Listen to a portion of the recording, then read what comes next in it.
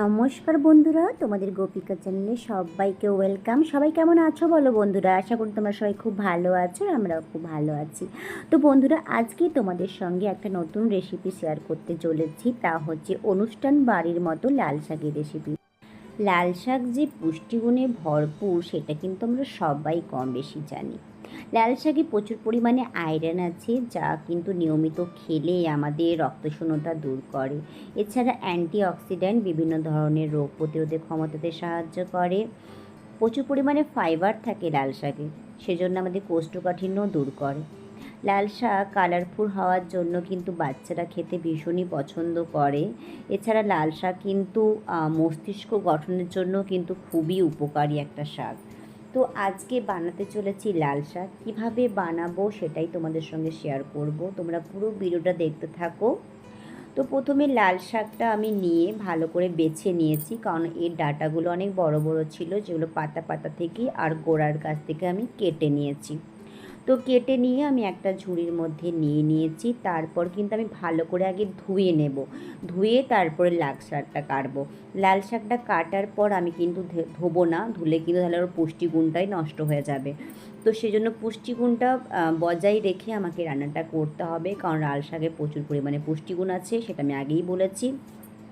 তো লাল শাক বানানোর জন্য আমি এখানে লবণ নিয়েছি, হলুদ গুঁড়ো নিয়েছি, পোস্ত নিয়েছি আমি কাঁচা লঙ্কা চিড়ে নিয়েছি। এছাড়া রসুনটাকে আমি কুচি নিয়েছি, তোমরা চাইলে থেতো করেও নিতে পারো। এছাড়া আমি নিয়েছি কিন্তু বাদাম।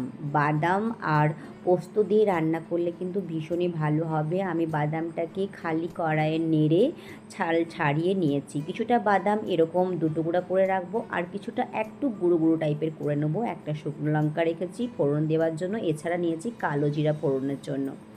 তো তোমরা দেখতে থাকো আমি লাল শাকটা কীভাবে বানাচ্ছি, পুষ্টিগুণটা বজায় রেখে লাল শাকটা আমি কীভাবে বানাচ্ছি।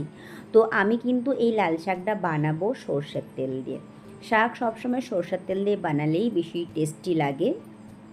তো আমি এখানে কড়াইয়ে তেল নিয়ে নিয়েছি, তেলটা আমার গরম হয়ে এসছে। এই তেলের মধ্যে আমি দেব ফোড়নে দিচ্ছি আমি শুকনো লঙ্কা একটা। শুকনো লঙ্কাটা একটু ভাজা ভাজা হয়ে গেলে এর মধ্যে আমি দিয়ে দেব কালো জিরে দেবার পর কালো জিরে আর শুকনো লঙ্কা নাড়াচাড়া করার পর সুন্দর একটা গন্ধ বের হয়ে আসলে এর মধ্যে দিয়ে দেবো রসুন কুচি। তোমরা চাইলে রসুনটাকে থেতো করেও দিতে পারো।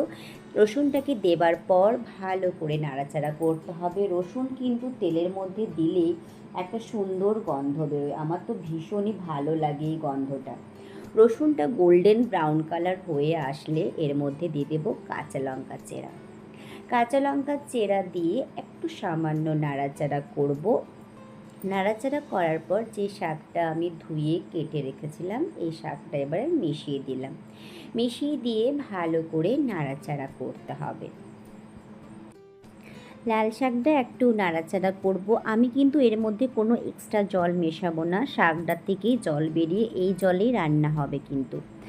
তো আমি শাকটাকে ভালো করে একটু নাড়াচাড়া করে নিলাম তেলের মধ্যে, রসুন কাঁচা লঙ্কা যা ছিল সবেতে একবার নাড়াচাড়া করে নিলাম। এরপর কিন্তু আমি মেশাবো লবণ হলুদ কিন্তু এখনও পর্যন্ত আমি মেশাইনি, আগে শাকটা ভালো করে নাড়াচাড়া করে নিলাম, নাহলে জল বেরিয়ে গেলে রান্না করতে অসুবিধা হবে।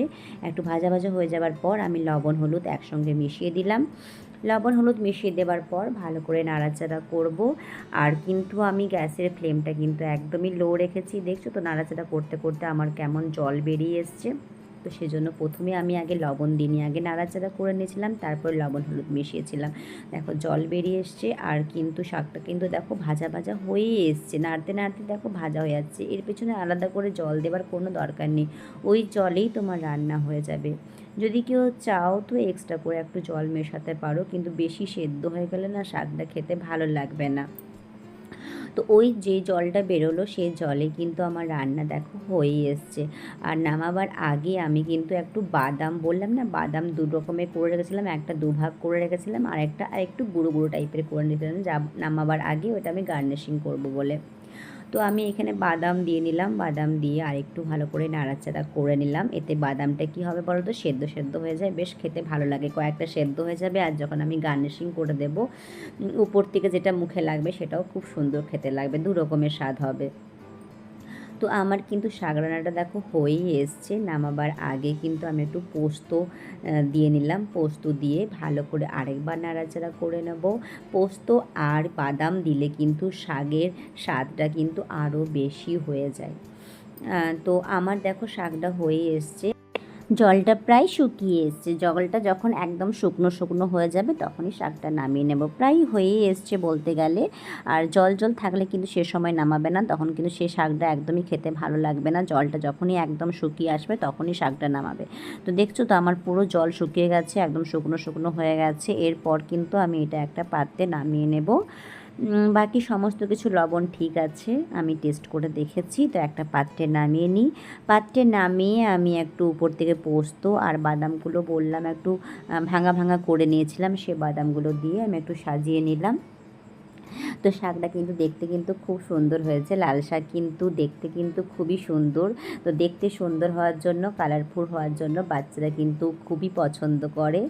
আর লাল শাকে তো প্রচুর পুষ্টিগুণ ভরা। তো আমি এভাবে বানিয়ে ফেললাম পুষ্টিগুণ মাথায় রেখে লাল শাকের রেসিপি। কেমন হয়েছে তোমরা কিন্তু অবশ্যই কমেন্ট সেকশনে জানিও। আর সবাই ভালো ভালো কমেন্ট করবে, তোমাদের ভালো ভালো কমেন্ট পেলে আমার ভীষণই ভালো লাগে। নতুন বন্ধু হয়ে থাকলে চ্যানেলটাকে অবশ্যই সাবস্ক্রাইব করার অনুরোধ রইল।